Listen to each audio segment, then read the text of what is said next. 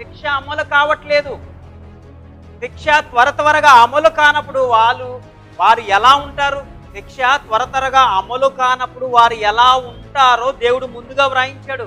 ప్రసంగి 8వ అధ్యాయం 11వ వచనం. దుష్క్రియకు తగిన శిక్ష శీఘ్రముగా కలుగపోవుట చూచి మనుషులు భయము విడిచి హృదయపూర్వకముగా దుష్క్రియలు చేయుదురు. ఏమంటున్నాడు?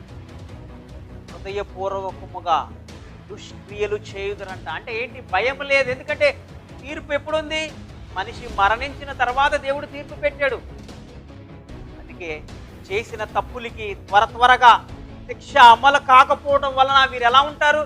హృదయపూర్వకంగా పాపం చేస్తారు నా ప్రియమైన దేవుని. కనుక ఎలా ఉండాలి? మనం భక్తి కలిగి ఉండాలి, భయము కలిగి ఉండాలి. ఎందుకంటే ఒకరి పాపములు ముందు వెనక బయలు వెలుచుండెను. ఎప్పుడు శిక్ష వేస్తాడో అది దేవునికి మాత్రమే తెలుసు నా ప్రియమైన దేవుని పిల్లలారా.